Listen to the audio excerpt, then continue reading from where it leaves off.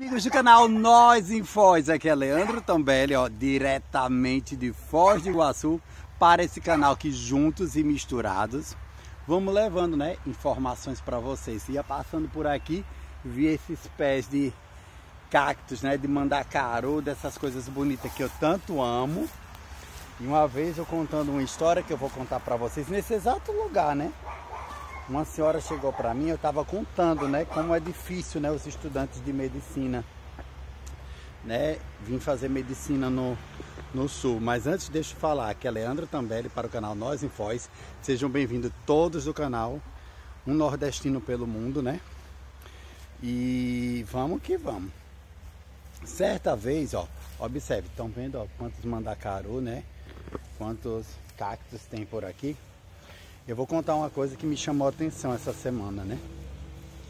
Eu estava contando uma vez, certa vez aqui para uma senhora, né, que estava aqui, que, né, que ela tem esses cactos, essas plantações de cacto tudo, e eu estava meio triste, chorando, né, porque eu estava comentando como é difícil, né, a vida. A vida não é fácil, né? E eu estava contando que às vezes o nordestino vem de tão longe fazer medicina no sul e as pessoas não entendem a dificuldade, né, que um nordestino tem para fazer um curso de medicina. Porque eu vejo também que muita gente na cidade de Foz às vezes nem tem, que eu diria para vocês, como é que eu diria, hein? Tem uma palavra exata para usar para o que eu quero falar. Às vezes as pessoas não têm estudo, né? Eu sinto em Foz também que as pessoas, tem umas pessoas mais velhas, mais antigas, que não tem uma formação acadêmica, não tem estudo, não tem educação também, né? Aí falam coisas que a gente às vezes fica assim meio esquisito, né? Aí você vai me dizer, Leandro, você está falando do quê? Eu estava comentando uma vez como é triste, né, a vida, né, do ser humano. Eu estava comentando com a senhora que, olha que lindo, que os estudantes de medicina vêm de uma região nordeste que muitas delas têm uma carência tão grande de médicos e uma necessidade tão grande de um filho de um nordestino querer poder formar um filho médico. É um sonho, né? A gente sabe que é o sonho de qualquer pai nordestino conseguir formar um filho médico. Isso não é não é uma mentira, né? É uma verdade. Vocês sabem a dificuldade que é o filho, né, se formar médico, porque o sonho de todo pai é ter um filho formado em medicina. Isso a gente não pode negar. Só que olha o que me acontece. Eu estava contando para essa senhora que eu ia passando, tinha uma senhora, a senhora que tem a plantação de cacto e tudo, que eu tinha visto naquela mesma semana, eu estava comentando com a minha mãe, que eu tive um período de passar muitas dificuldades, que eu fui morar numa cidade chamada Canidé, no interior do Ceará. E fui fazer um trabalho de música e morei até nas ruas de Canidé, passei quase um mês morando numa praça chamada Praça Azul. Tem até a dona a Jeane, né, que é amiga de Assis, que já foi vereador tudo lá na cidade de Canidé. Um abraço aí ao povo aí do Assis, é de Assis, eu acho o nome, que eu não me recordo bem. Mas eu sei que a Janeta, a Socorrinho Sobral, as meninas, né, lá de Canidé, elas me conheceram ali, né, naquela situação de eu morando ali na rua, né, vendendo trabalho, que eu trabalhava com música. Então, às vezes, quando você vai para uma cidade fazer um trabalho, às vezes nem sempre a gente consegue apoio. E por falta de apoio, eu fazia meus trabalhos, né, viajando. E eu cheguei no Canidé, não tinha onde fazer. Aí eu fiquei morando na praça, né, na Praça Azul. Morei mesmo, oficial, por 30 dias numa praça chamada Praça Azul, em Canidé. E o pessoal passava e me via ali naquela situação. E teve momentos que eu fui para uma casa de uma senhora, de uma família, né, muito carente, porque eu tive uma loja em Canidé. Mas antes de eu ir para essa loja de Canidé, eu também fiquei hospedado pelo menos por uma semana numa casa de uma família em em Canidé, né? E essa família que me hospedou, eu não tinha dinheiro na época, que eu não tinha nada, eu estava fazendo trabalho praticamente de hippie, né? Vendendo meus trabalhos numa praça, porque não tinha lugar para alugar para fazer minha loja. Então, quando você trabalha nas ruas, o povo chama a gente de hippie, né? Por ser trabalho assim no meio da rua. Aí eu fui para essa casa, eu contando para minha mãe essa história, que minha mãe não conhecia essa história minha. Aí tinha uma lata de tinta, quem é de Canidé sabe o que eu tô falando. Tem uma lata de tinta, essas latas de latão de tinta de 18 litros, revestido de barro por dentro, era um fogão de lenha. Aí tinha uma lata, uma panela velha, me lembro como hoje, era uma panela, estilo panela de pressão velha, com água, feijão e uns pedaços de palma. Palma é esses cactos. E a gente comia muita palma, né? Porque descascava a palma, botava no feijão com muita água e comia, porque era a comida que a gente tinha. Que era uma miséria muito grande no sertão, né? A gente comia. E quando eu me lembro, quando eu fecho os olhos e me lembro daquelas crianças comendo a palma, né? Cozida no fogão de lenha, né? Me dava uma dor muito grande no coração, porque a mesma palma que estava alimentando os animais do pasto. E eu via as crianças comendo a palma e eu também comia palma, e aquilo ali para mim foi muito impactante, né? Quando eu cheguei em Foz, encontrei essa plantação de cactos e me veio, né, na minha mente essa lembrança. Às vezes a gente fala das dificuldades do povo nordestino e a gente vê muito pela televisão, mas as pessoas não vivem aquela situação. Então, como é que eu diria para vocês? As pessoas não estão ali, né, vendo aquela realidade, aquela água barrenta. Nossa água era uma água preta, barrenta. Tinha que botar um produto para tentar beber a água. Era muito difícil.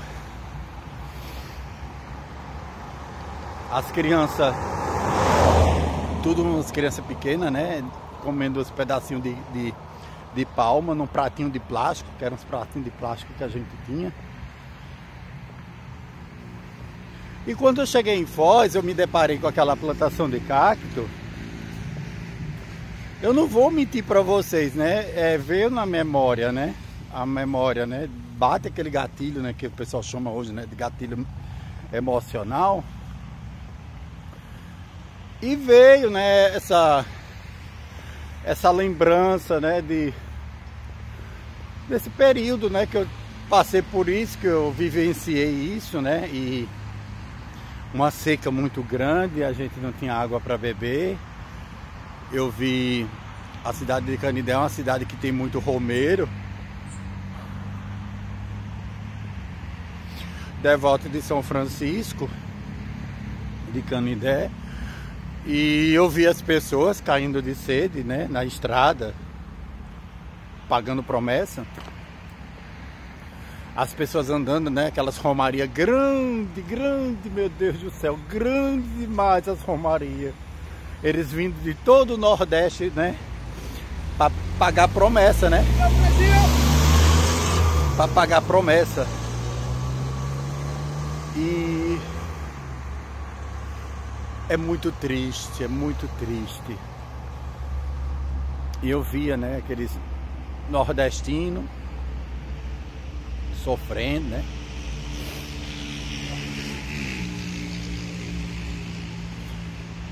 E a miséria era muito grande, não tinha o que comer. Eu me lembro que a mulher dizia para o marido assim: você já foi buscar as palmas? Aí ele disse: hoje não tem mais aqui não, a gente vai ter que buscar no outro lugar, né? Um lugarzinho um pouco mais afastado, né? As palmas é os cactos. E ela disse: você já botou pro cavalo?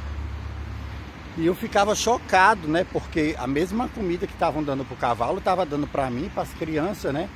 E não era só a gente, toda aquela comunidade também estava passando por isso e comendo isso. E é uma situação pesada, não é?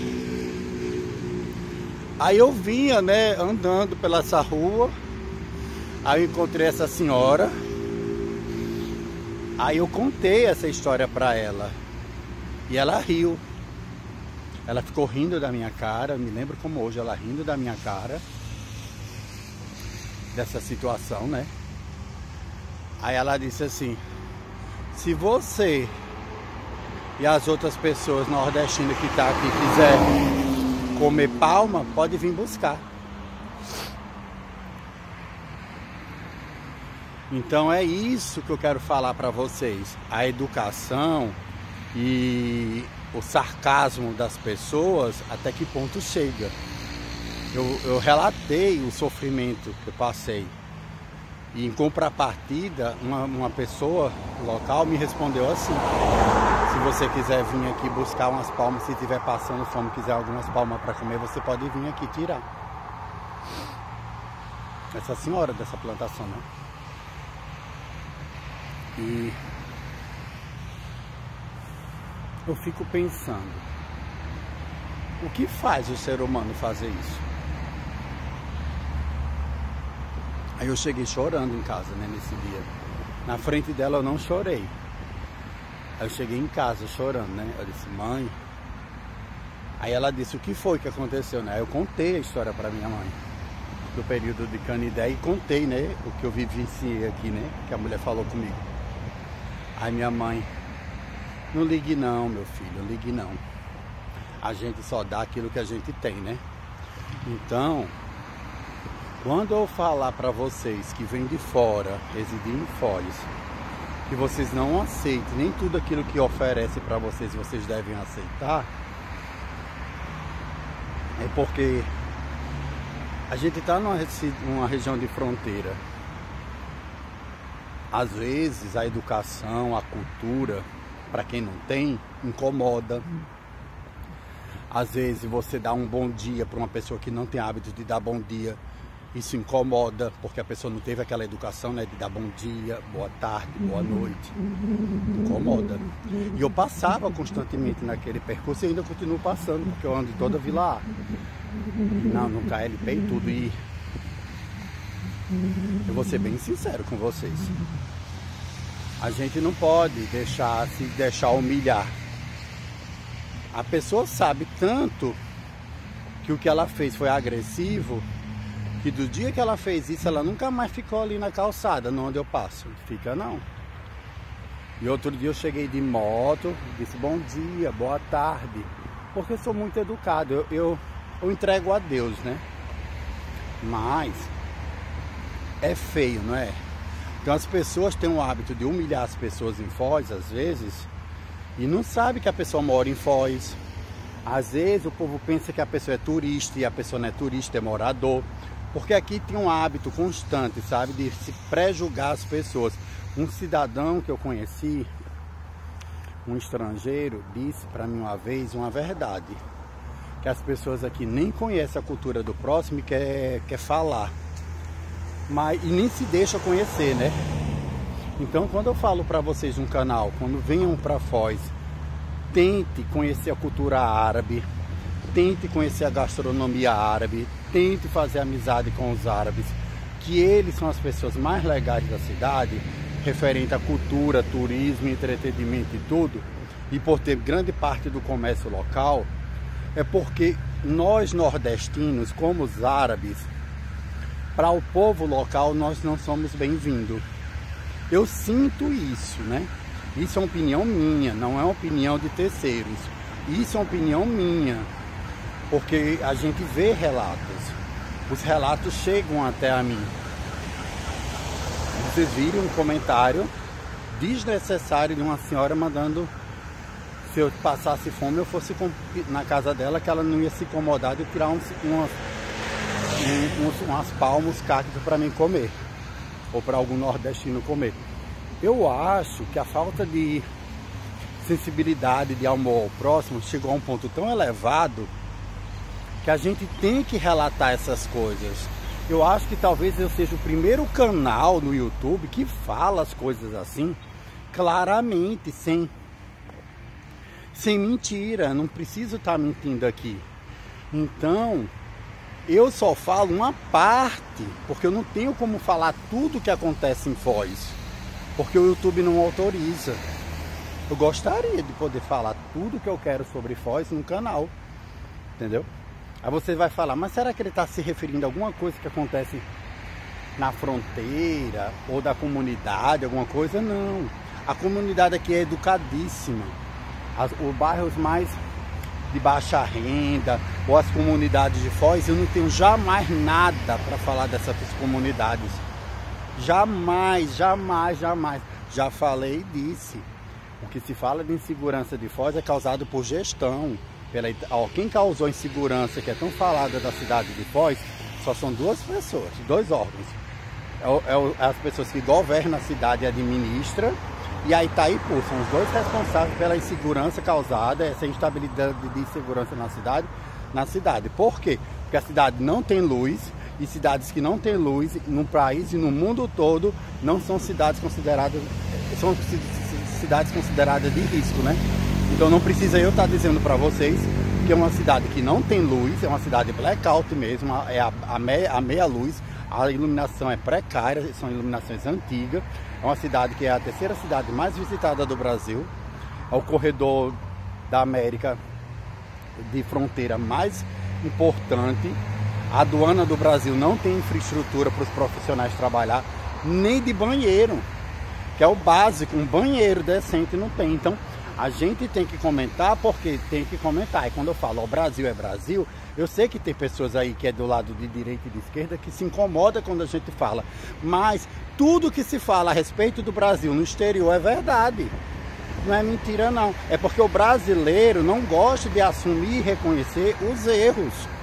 Tá entendendo?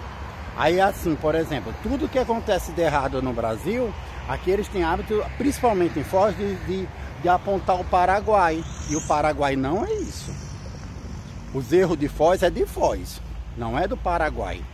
Os erros do Brasil é do Brasil, não é do Paraguai. Então eles falam de insegurança. O Brasil não é referência de segurança para estar falando de segurança nacional. Eles falam de educação. O Brasil não é referência em educação. Então, de cultura, então, aqui nem se fala, que aqui nem museu tem da história da cidade. Então, as pessoas que vieram de fora, que implantaram a cultura local, que são a comunidade árabe, que essa sim tem que ser muito respeitada, porque é responsável por grande parte do desenvolvimento de Foz, gira em torno da Itaipu, dos turistas, né, que da rede hoteleira, tudinho, dos investidores nacionais e internacionais que vieram para Foz, mas principalmente da comunidade árabe que investiu aqui desde 1983. Que fundou a mesquita. Antes de 83 eles já estavam aqui. Em 1983 foi erguida a mesquita árabe. Então o que acontece? Quando as pessoas não têm estudo, não têm formação, aí se acham no direito de estar falando. Em vez da população estar preocupada que a cidade é uma cidade blackout, que a cidade não tem luz, ó. Eu sou uma pessoa que vim com tratamento de oncologia e me encontrei numa situação que a cidade não tem luz. Então o que é que a gente faz no canal? Uma campanha para a cidade ter luz, não é verdade? Então a gente está aqui toda hora discutindo a iluminação pública da Foz, porque tem que se discutir, porque nenhum estudante, ó, se um pai e uma mãe vê esse vídeo da Vila A, que é o bairro nobre de Foz, não tem luz, porque eu estou filmando a Vila A e mostro que a Vila A, o bairro inteligente, não tem luz adequada. Para vocês se basear que se o bairro nobre é desse jeito, imagina os outros que não é nobre. Que eu não vou precisar filmar os outros demais bairros, porque pela Vila A você já vai tirar os outros. Se o bairro nobre não tem luz, imagina os outros. Não preciso falar muito de uma realidade que é clara. Aí as pessoas pegam e ficam com raiva. Aí o que acontece?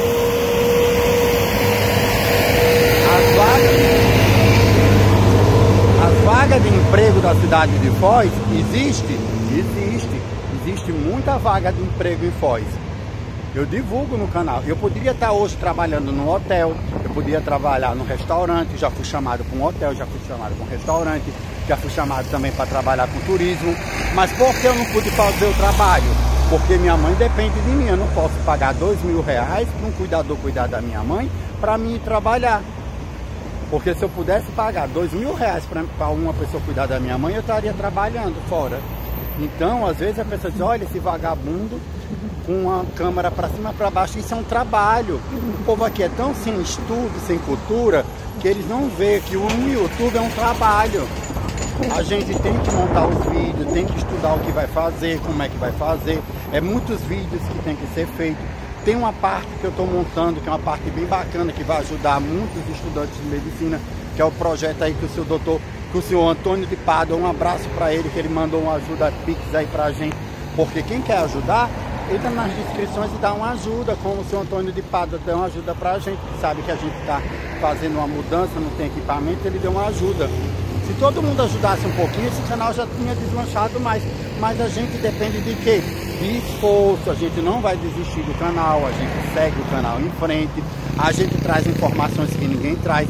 Se todo pai que viu o vídeo aí da Vila A, que eu mostrei a cidade de Foz do Iguaçu no escuro, só essa informação os pais poderiam dizer, olha, poxa, ele realmente está se arriscando de noite para fazer um vídeo desse para mostrar pra gente. Mas as pessoas não têm a consciência, poxa, o canal dele é bacana, vamos dar um apoio para ele, vamos ajudar, porque ele está trazendo informações que a gente poderia estar mandando o nosso filho para lá e a gente não saberia que a cidade era assim. Mas as pessoas não, as pessoas adquirem a informação que eles não têm e não têm a visão da importância que é ser solidário, porque eu passei agora por um problema de infiltração, que eu perdi tudo que era meu. E quando eu tive com a primeira dama, que é paraibana, que eu fui falar com ela, que eu fui pedir um apoio para ela, para ver se a gente conseguia os equipamentos, uma doação de um equipamento que poderia ser até usado, ela disse que eu procurasse os empresários.